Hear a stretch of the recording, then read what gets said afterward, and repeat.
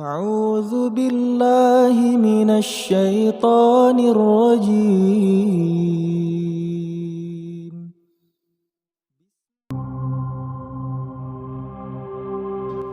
Suatu waktu, malaikat Israel berkunjung ke istana Nabi Sulaiman dalam wujud manusia. Dalam pertemuan tersebut, sahabat Sulaiman melihat seorang yang dinilai aneh dan asing di istana. Seorang yang dimaksud tak lain adalah malaikat Israel.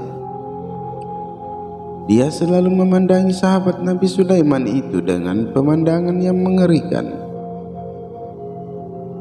Setelah pertemuan tersebut, dia bertanya kepada Nabi Sulaiman mengenai maksud kedatangan orang asing itu di istana. Nabi Sulaiman menjawab bahwa orang itu adalah malaikat maut yang datang bertamu kepada saya.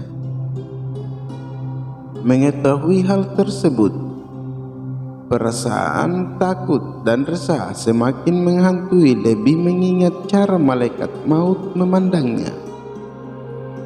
Dia menduga kedatangan malaikat maut itu untuk menjemput ajalnya.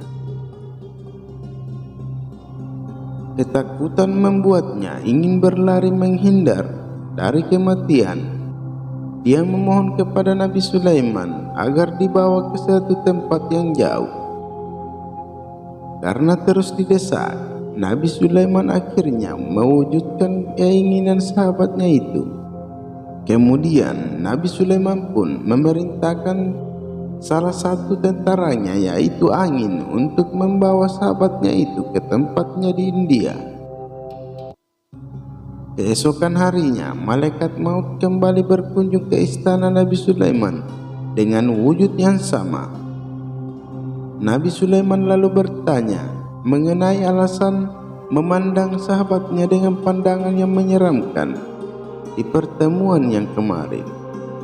Malaikat maut pun menjawab, "Kemarin aku resah karena aku diperintahkan oleh Allah Subhanahu wa Ta'ala untuk mencabut nyawanya di India. Namun dia masih berada di sini.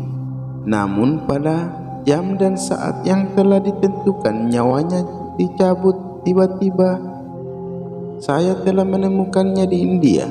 Alhamdulillah, dia sudah meninggal dunia tepat pada waktu dan tempatnya," tutur malaikat itu. Mendengar cerita malaikat, Nabi Sulaiman hanya mengucapkan, "Innalillahi wa inna ilaihi rajiun." Untuk peringatan, Allah telah memperingatkan manusia tentang kematian dan sejumlah ayat di dalam Al-Quran. Kematian telah menjadi ketetapannya yang tak dapat diubah ataupun ditunda. Di dalam surat Al-Jumu'ah ayat 8 yang artinya, "Katakanlah, sesungguhnya kematian yang kamu lari daripadanya, maka sesungguhnya kematian itu akan menemui kamu. Kemudian kamu akan dikembalikan kepada Allah yang mengetahui yang gaib dan yang nyata. Lalu dia beritakan kepadamu apa yang telah kamu kerjakan." Sementara itu, surat An-Nisa ayat 78 juga kembali menjelaskan perkara yang sama seperti yang artinya, "Di mana saja kamu berada, kematian akan mendapatkan kamu.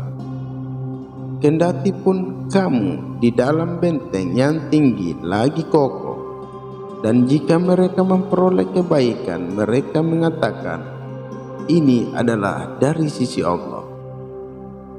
Dan kalau mereka ditimpa sesuatu bencana, mereka pun mengatakan, ini adalah dari sisi Muhammad. Katakanlah, semuanya datang dari sisi Allah. Maka mengapa orang-orang munafik itu hampir tidak memahami pembicaraan sedikit pun?" Inilah mungkin kisah sahabat Nabi Sulaiman dan rahasia Allah yang kita patut pelajari dan ambil hikmahnya. Semoga kita senantiasa berlindung kepada Allah Subhanahu wa taala. Amin ya rabbal alamin.